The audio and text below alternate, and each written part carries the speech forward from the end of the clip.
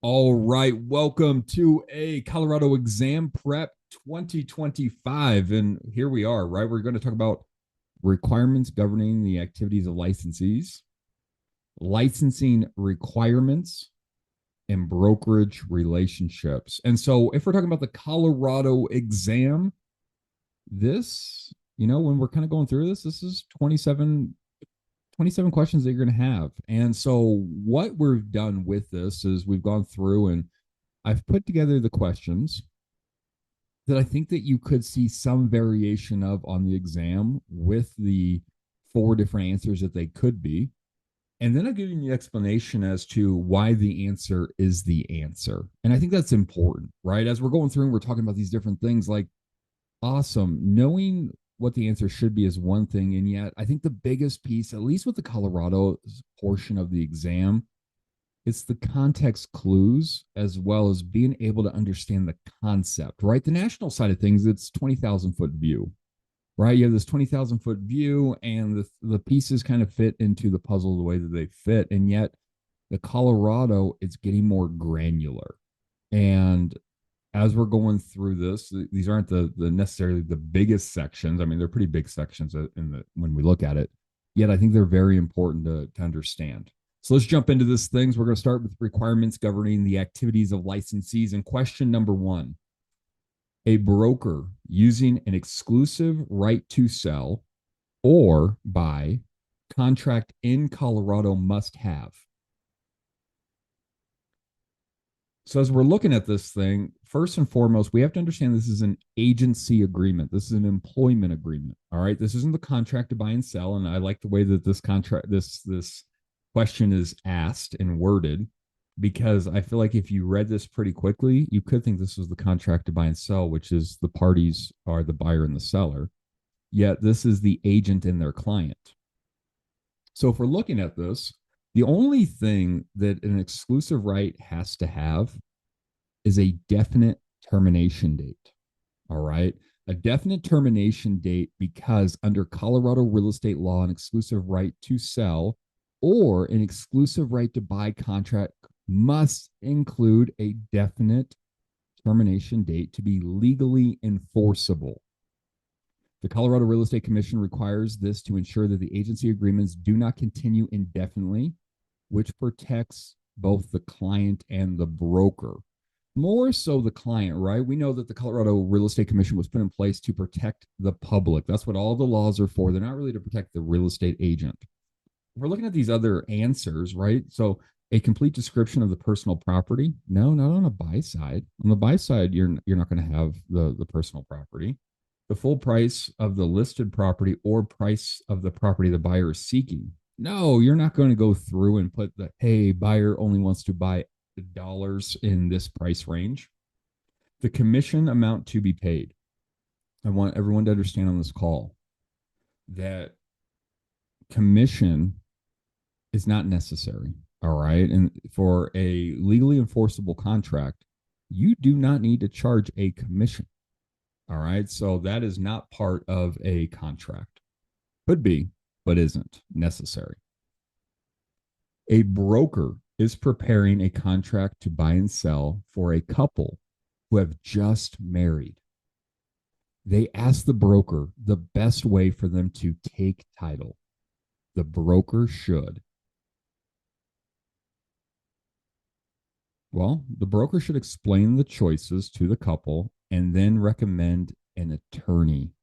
So when we're looking at this, right, the explanation is in Colorado, brokers are not allowed to provide legal advice, including advising buyers on how to take title.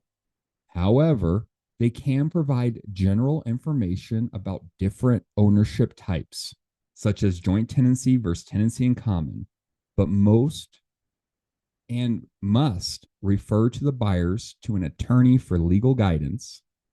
This protects both the broker and the clients by ensuring they receive proper legal counsel.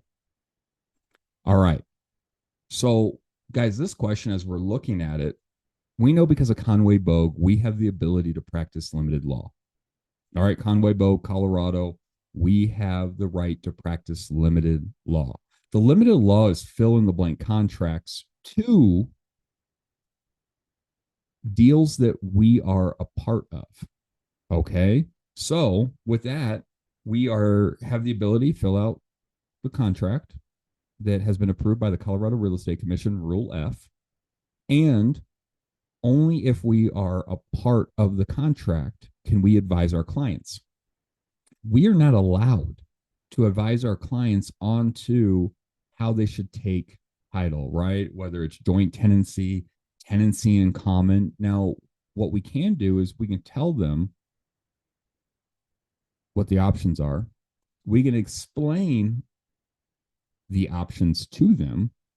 But yet, if they are still like, well, what do you think that I should do? That would be the illegal practice of law.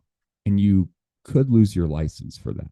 So if they still have questions, they can Google it, right? But we know that we advise legal and tax counsel in the state of Colorado when our clients don't understand a part of the contract. A broker hires an unlicensed assistant.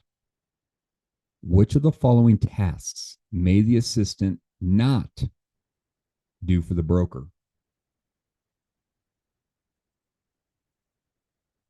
So in Colorado, guys, on the exam, you're going to get questions like this where they go through and they throw not or accept on you. And so the answer is complete and present a CMA to the sellers. In Colorado, an unlicensed assistant cannot provide any service that requires a real estate license, including interpreting or presenting a competitive market analysis, a CMA, to a client. While an unlicensed assistant can gather data and prepare a CMA under the supervision of a broker, they cannot explain, analyze, or discuss pricing recommendations with a seller. Doing so would constitute engaging in licensed real estate activities without a real estate license, and we all know that is illegal. So your unlicensed assistant can put together information that you tell them to, and after reviewing can go drop it off, but they cannot have a conversation around it with the sellers. They cannot give any advice, material benefits, or anything that would potentially harm your clients. You need a real estate license to have that kind of conversation.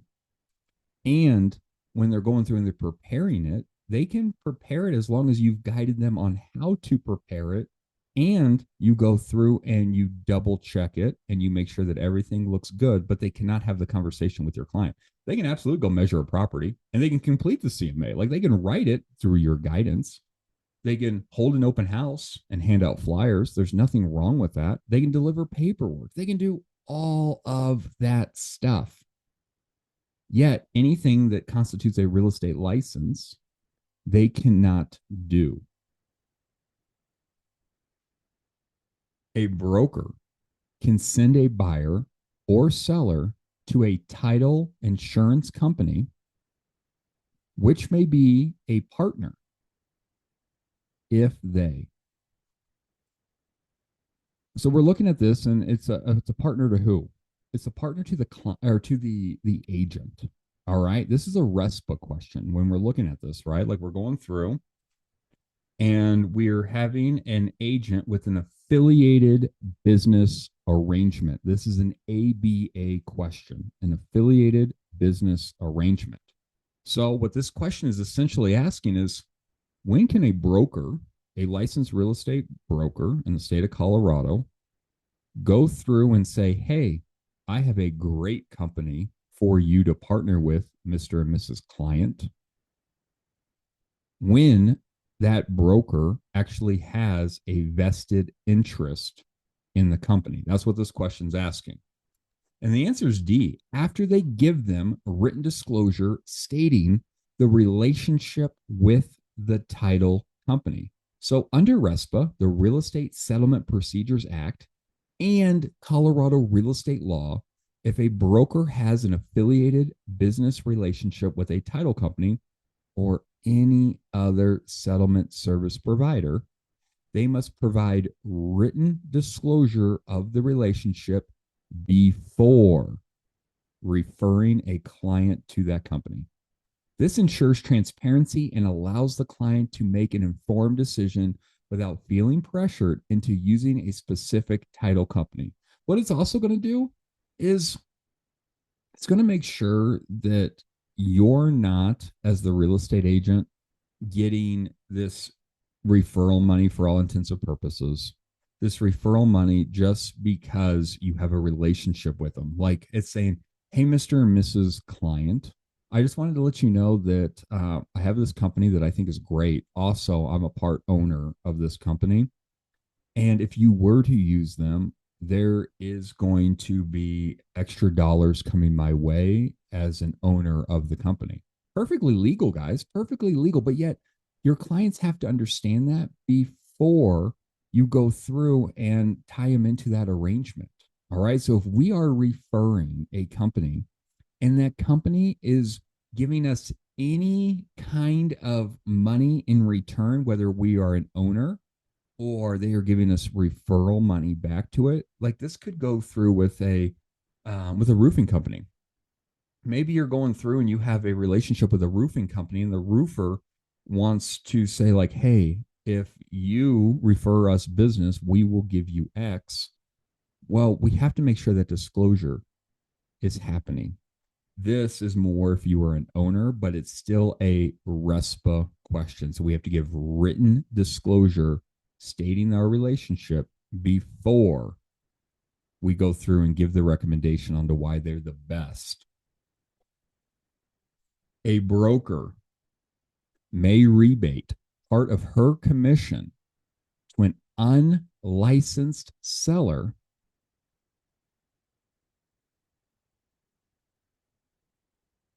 when the rebate is part of a commission negotiation. All right. So I don't know how many heads just blew up over this question.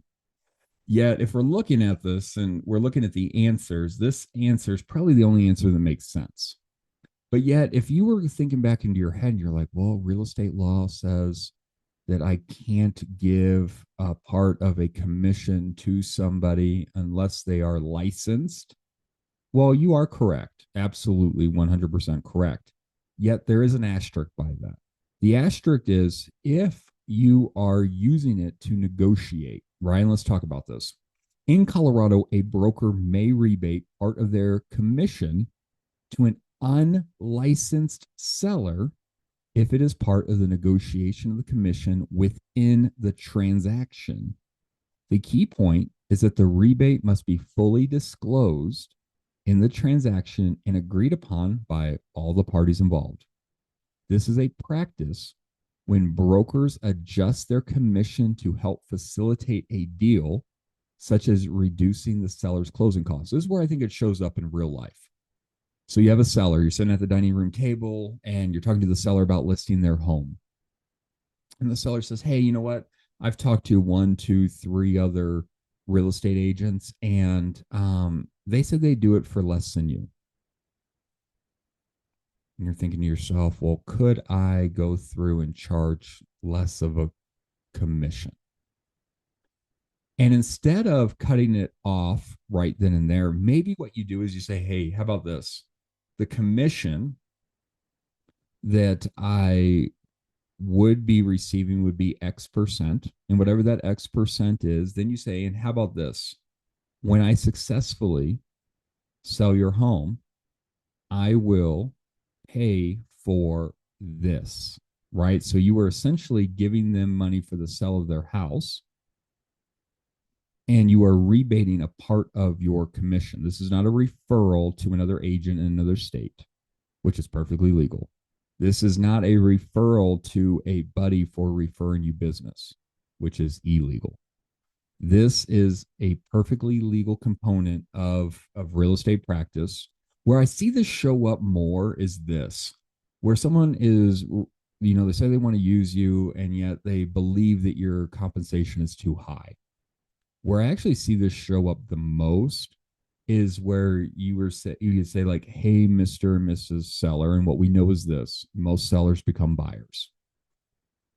After I help you sell your home and on the purchase of your next home, I will drop my buy side commission and I will rebate some of that money back to you to help pay down, discount points or closing cost or insert whatever here. So that way you're protecting your compensation. So this is where something like this would show up. I don't think I see it necessarily here more. I see it on the buy side where you're trying to not necessarily drop your pay after you negotiated it with the seller slash buyer, but you want to protect yourself a little bit and say, well, hey, this is what I'm willing to do after I help you sell your home and I collect my full commission. On the buy side of your new home, I will rebate a part of my commission to help you pay down discount points, closing cost, interest, insert whatever here. All right. Licensing requirements. We're shifting gears. A broker has just received his first license. In order to meet his continuing education requirements for his next renewal, he must within the next. So we're looking at this, and this is a continuing education question. And you can see this, they're hitting with 3 years and 4 years. All right, they're hitting you with 3 years and 4 years, and for the most part, until like the bottom question, they're hitting with you almost the same amount of hours, right? Now, the answer is A. So your license is on a 3-year cycle after your first renewal. Remember, you guys are all going to get licensed this year, and your license is going to expire December 31st of this year. Once you renew, you are on a 3-year cycle. This question is asking about the next 3 years. So, in Colorado, newly licensed real estate brokers must complete 24 hours of continuing education, known as CE, every 3 years to maintain their active license. 12 of these 24 hours must be the annual commission update, known as the ACU. Each year, there is a new ACU course, and it is 4 hours long. So every 3 years, you have to do a 4-hour class called the annual commission update. And that is 12 of your 24 hours. Guys, I want you to understand this. This is the only continuing education that they mandate that you must do. It's the ACU. This is also the only course that they say that you have to do yearly. So while your other CEs, right, the remaining 12 can be elective as long as they've been approved by the Colorado Real Estate Commission. Those remaining 12 hours could be before year 3 expires. You might not do any year 1, you might not do any year 2, and you do all of the remaining 12 year 3. But the ACU is a mandatory every year. You must do these 4 hours. Also, I want you guys to know this. I don't think you're going to get tested on this question, but I do want you to know it. You also can't do all of your continuing education in one day. So a work day is 8 hours. Now, I know a lot of us on this call are probably like, I wish they were only 8 hours. Now, with that being said, an 8-hour workday is historically accurate. You cannot do more than 8 hours of continuing education a day. So back in the day, we used to have these real estate agents. They used to wear it as a badge of honor, and it's not a badge of honor. And they would go through, and on December 31st, they'd be like, I just did all of my continuing education that I needed. Well, that's 12 hours in an 8-hour cycle window. If you were to get audited by DORA, right? So the Department of Real Estate audits you, you would actually not be in compliance, and those credit hours would not commute over to your necessary requirements. You would not have fulfilled.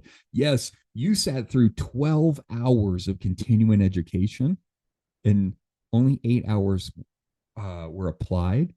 And so you were 4 hours short of your requirements. And then you would have to go make up those extra 4 hours, um, which is no fun because we all know the requirements to make up those 4 hours. It's not like you just go find a CE credit. Like you have an inactive license at this point. They're going to say, hey, these are what you need to do.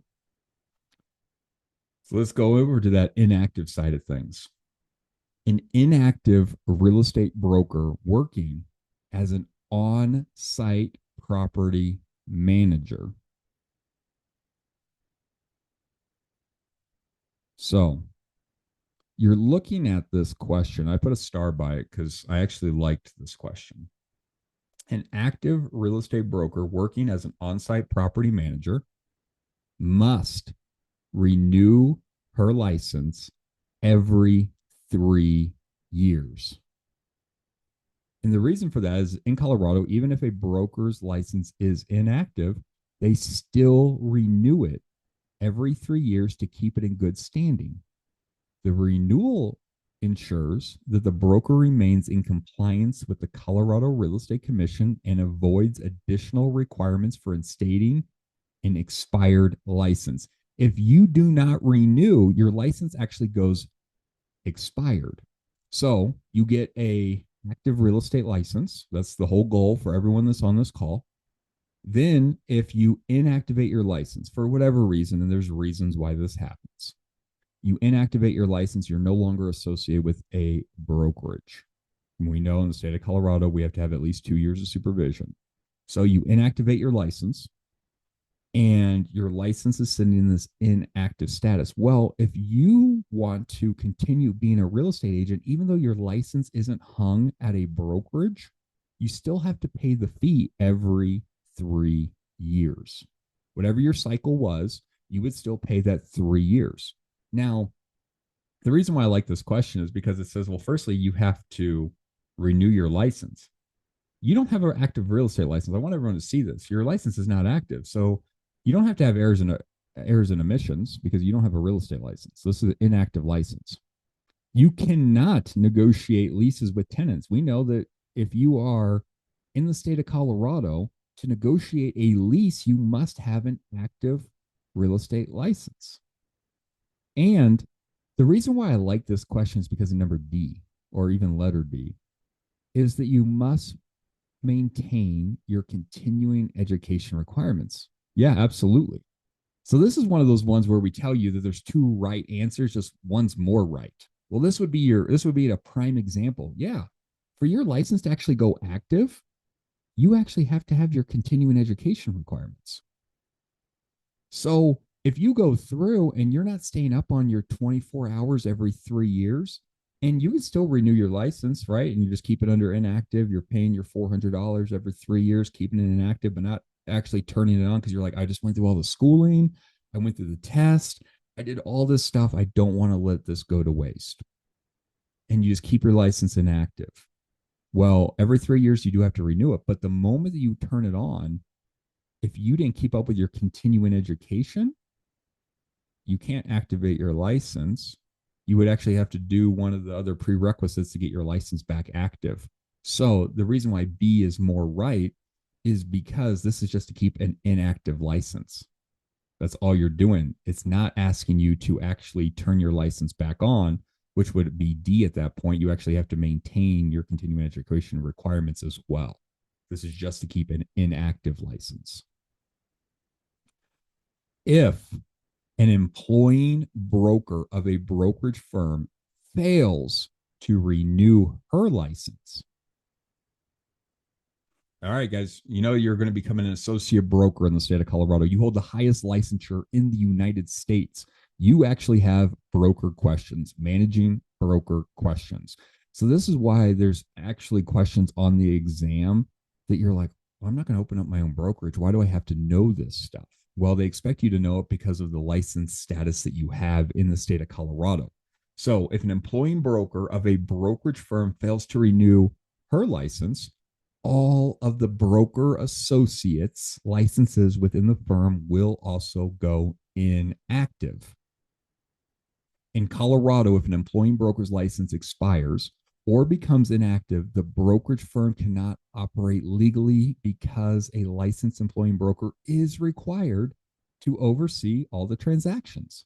As a result, the licenses of all broker associates affiliated with the brokerage will be placed on inactive status until either a new employing broker is designated or the previous one returns and renews their license. You could also leave the brokerage. That would be your other option, right? I'm just didn't put that as an explanation. That would be your door number 3. If things were looking a little bit weird, you could just move your license. So while we know that if we do something silly on our side of things as broker associates, then the managing broker could also potentially get in trouble. They're going to want to know and see what kind of supervision the managing broker was giving you, the associate broker. On the same side of things, if you're a managing broker who your license is underneath, right? It goes managing employing broker, associate broker. If your license is attached to theirs and they no longer have one because it goes inactive, your license goes inactive as well. If their license gets revoked, your license doesn't go revoked. So if your managing broker were to lose their license, and that stuff does happen from time to time, not often, but it does happen, your license would not get removed and be revoked as well, but it would go inactive. So if something weird happens to your managing broker's license, something weird is going to happen to yours as well. Inactive inactivates yours. Revoked does not inactivate yours. Also, on that same token of that test question, if your license gets revoked, doesn't necessarily mean your managing broker's license is going to be revoked either. Unless they find out that they weren't giving you supervision, then they could lose their license as well. Just because I think you could see one variation of that question or another. Active brokers must take an annual commission update course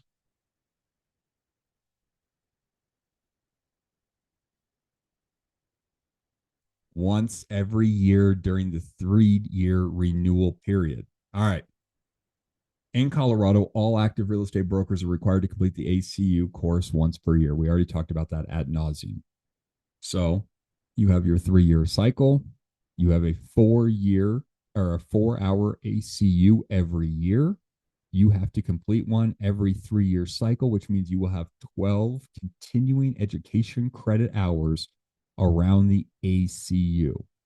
And that ACU, everyone, it's going through legal changes, rule updates, industry best practices. I mean, there was something like it was north of 10 new rule changes, even around rental properties this year. So many rule changes. I mean, even to the fact where they were talking about towing and how they actually have to have the signage around how your car would get towed, how high the sign has to be, all kinds of stuff. Like there are so many new rules. And this is where you figure out the rule changes in Colorado is your ACU, your annual commission update. All right, here we go. We got one more licensing requirement question. An inactive broker has been asked by their friend to list her house in 6 months. In this case, the broker. All right, I like this question as well. I'm curious on how many people play this one safe and how many people go through and play this out. And the answer is C. They may activate her license prior to listing the home. And let's break this down a little bit. All right. So in Colorado, an inactive broker can engage in any activities, right? We know that require a real estate license. So this includes listing somebody's property for sale. But you know what they can do? They can activate their license before they take the meeting, right? So just because your buddy in passing said, hey, I knew you had your real estate license. Can you help me sell my house? Don't punt and say like, oh, I can't anymore, but let me go get you a buddy that can do it. Well, firstly, you can't get a referral fee if you have an inactive license. All right, inactive license, you can't get a referral fee. So you can't go to A. That's why A is broken on this one because it actually talks about a referral fee next. So ensure that you have your CEs up to date, right? That's going to be your first thing. You got to make sure you have all 24 in your 3-year cycle. Or what you have to do is you have to take a 24-hour broker reactivation course.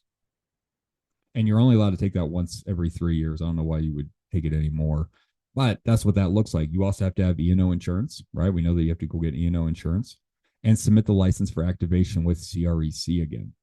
Once all that has happened, then you can actually reactivate your license legally, able to help your buddy sell their home. So I actually see this happen a lot, right? Where a license goes inactive because whatever, guys, like maybe you go through all this a couple years down the road, you're like, I'm not making the kind of money that I thought I would make. I'm going to inactivate my license. I'm not going to let it expire because I worked too hard for that.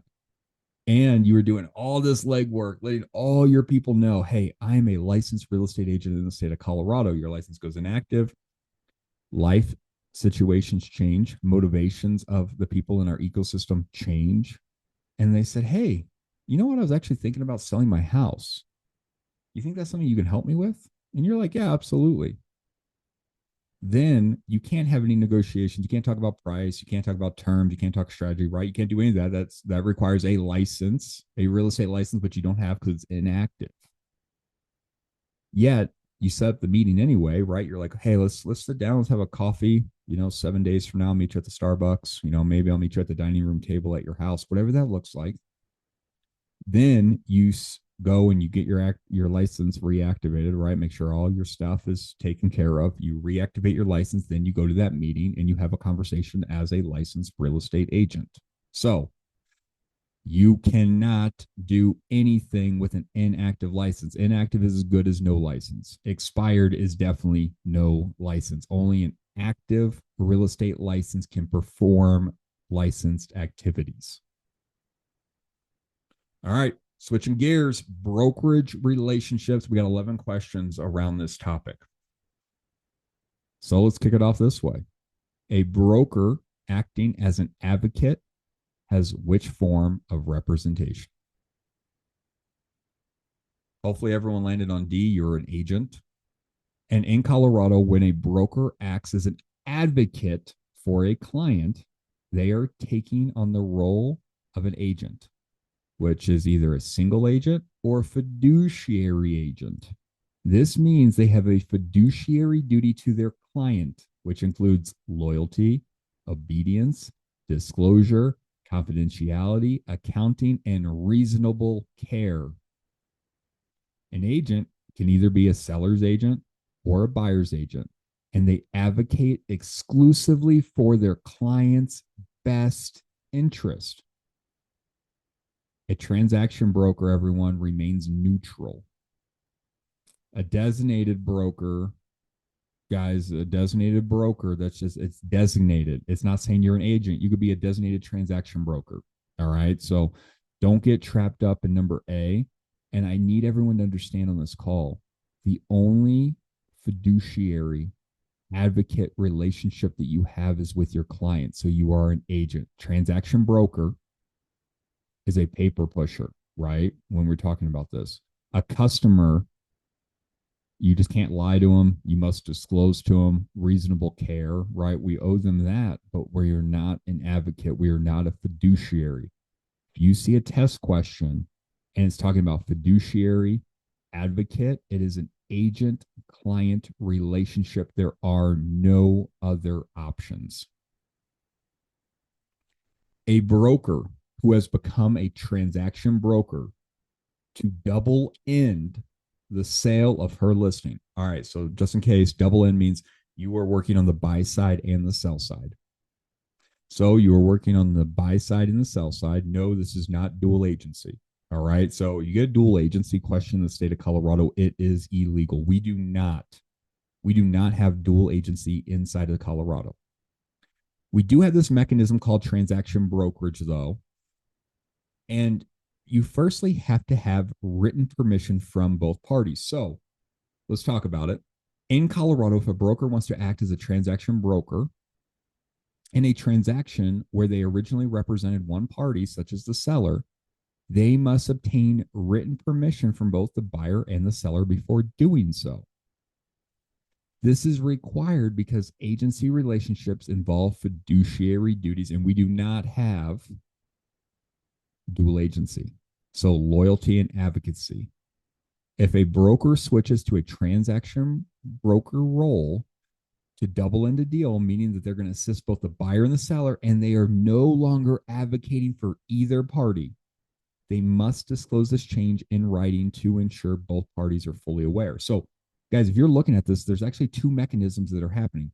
Firstly, in your exclusive right, when you sat down with the seller and or the buyer, there is a checkbox inside of our contracts. And if the checkbox is checked, that means that you are only going to act as an agent. If you check that checkbox, Mr. and Mrs. Seller, I will only represent you as an agent.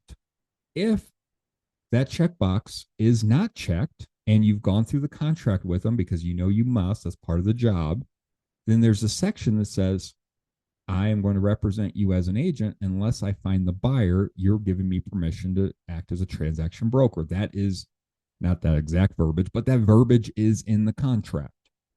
The second mechanic to this piece, after you find that buyer, which may be a buyer from a agency agreement that you already have, then what happens is you have to do a change of status form. All right. So this is a two mechanism piece. The first one, right? Because if you landed on D, you're kind of right. You have to have a change of status form, but it has nothing to do with the title deadline. There's nothing to do with the title deadline. You have to get written permission first, which you get in your agency agreement.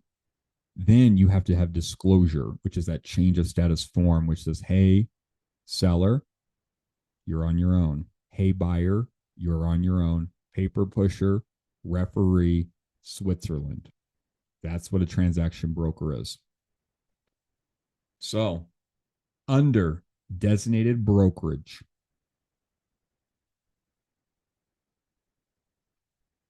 so when we're looking at this question, right, and you're like, not much of a question, Charles, it's 3 words. Designated brokerage, we know what? That we are part of a multiple person firm. Designated brokerage tells me that we are a part of a multiple person firm. The employing broker designated me to help some client and or customer, right? Like they have said, hey, Charles, here is your client, Joe Smith.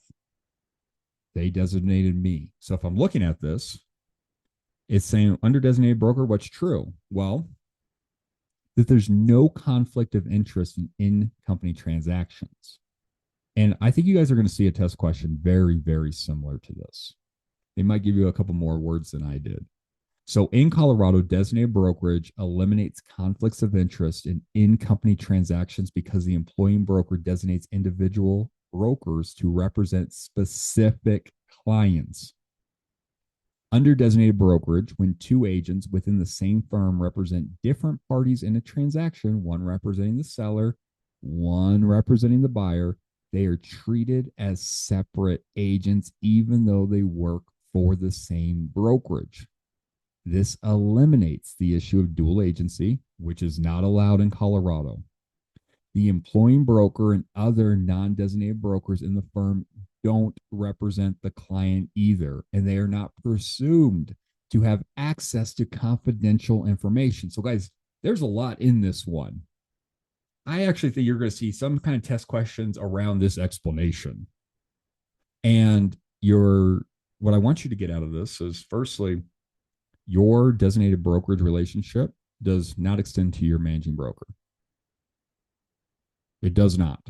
It also does not go to anybody else in your brokerage. So if you're representing the seller, someone else in your brokerage could represent the buyer, and that's perfectly legal. There is no conflict of interest.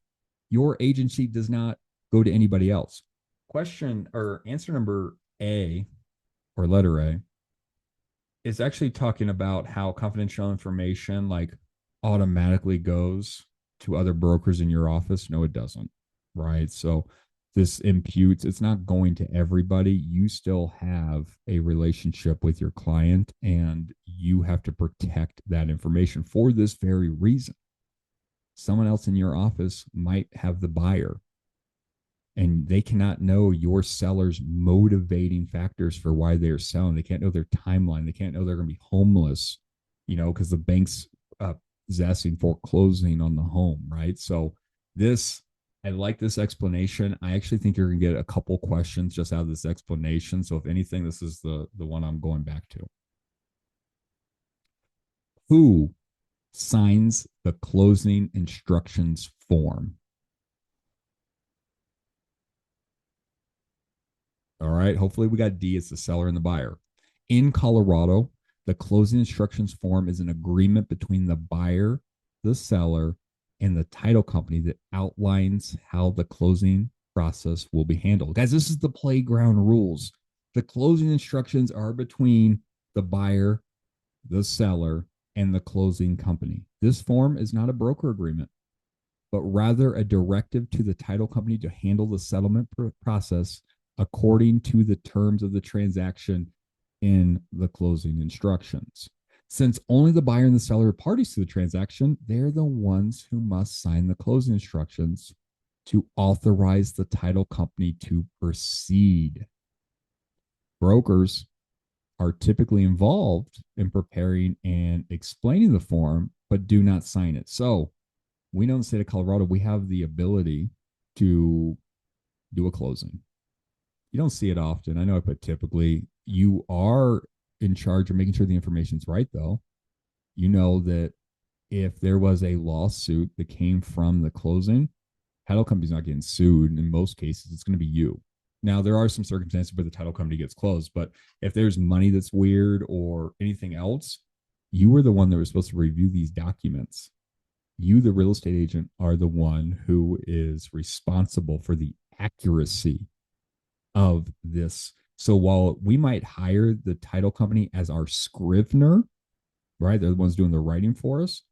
The buyer and the seller are the ones that are actually the parties to the closing instructions. We're responsible to make sure it's correct. And we're the ones that are going to be responsible for the accuracy of it.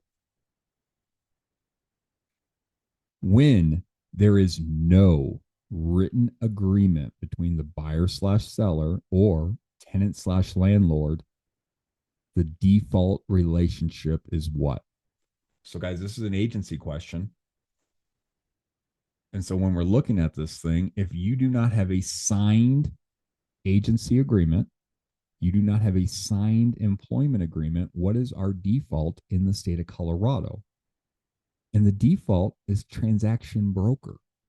In Colorado, if there is no written agreement establishing an agency relationship between a broker and a client, then the broker automatically defaults to a transaction broker relationship. Again, transaction brokers assist in the transaction without advocating for either party. They facilitate the process neutrally by providing necessary services such as preparing contracts and coordinating the transaction, but do not owe fiduciary duties like loyalty or obedience to either party. Again, this is the default status in Colorado unless a written agreement specifically establishes an agency relationship.